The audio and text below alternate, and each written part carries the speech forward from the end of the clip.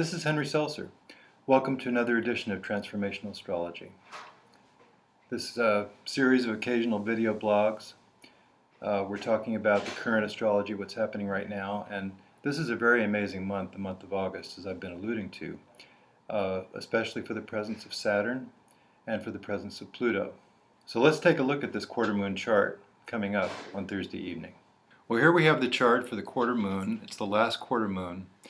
And Rudyard felt that the last quarter moon was a phase as we were preparing for the new moon that's coming the following week, that it was a phase in which we were shifting our perceptions. We were recognizing what had come before this time in the cycle and how we could see that, how we could react to the events in a way that made sense to us and that carried the seed of consciousness towards the next new moon phase, or the next cycle, 30-day cycle that was coming up in a week. So that's something to keep in mind, that we are in a time of shifting perceptions, a time when we're beginning to recognize that which we did not recognize before. And as we do this, take a look at this chart. It's quite amazing. You know that we talked about before how retrograde Venus is located in Leo. Here it is in the corner of the chart. It started here in Virgo and moved backwards towards Jupiter and then crossed Jupiter on the 4th. And then Mercury, meanwhile, came along in between them. So we have at 27 degrees of Leo, 28 and 29 degrees of Leo, we have retrograde Venus, we have Mercury, and we have Jupiter.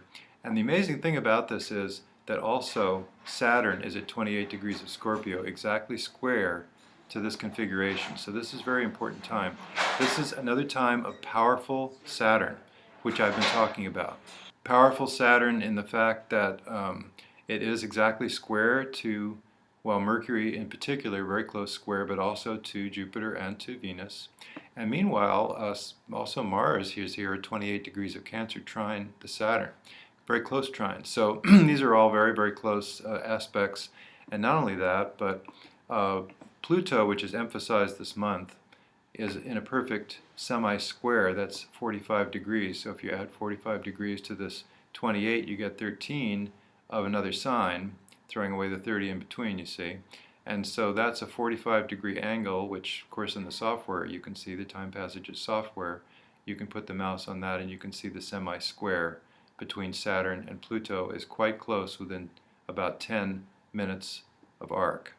So Pluto is brought back into this configuration quite strongly, and as you know, Pluto is about transformation. So we are all changing slowly, gradually. Over the perspective of time, we can look back and see the changes and see what's been going on.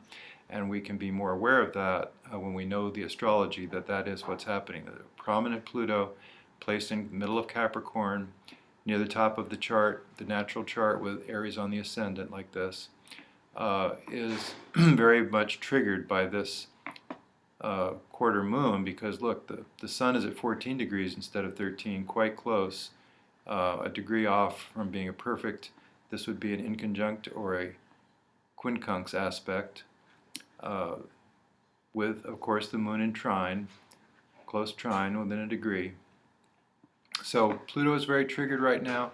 Our perceptions are triggered in the way that we see things differently. And that's changing for us. And also we have a strong presence of Saturn, which is frustrating because it does mean that everything takes longer. We have to think about it. We have to try it again. We run into problems, obstacles we have to get through.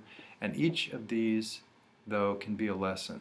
And we can learn a lot about ourselves, about what we're up to, by paying the closest possible attention to everything that happens to us now during these intense weeks of August. Well, I'd like to recommend a resource as far as Saturn goes, which is Liz Green's book, Saturn, A New Look at an Old Devil. Very good resource for getting to the positive side of Saturn, how to handle it, and how to get the lessons of it. Also, of course, the time passages interpretations, terrific resource for figuring out what's going on with your transits, and available on both Mac and Windows and the iPhone.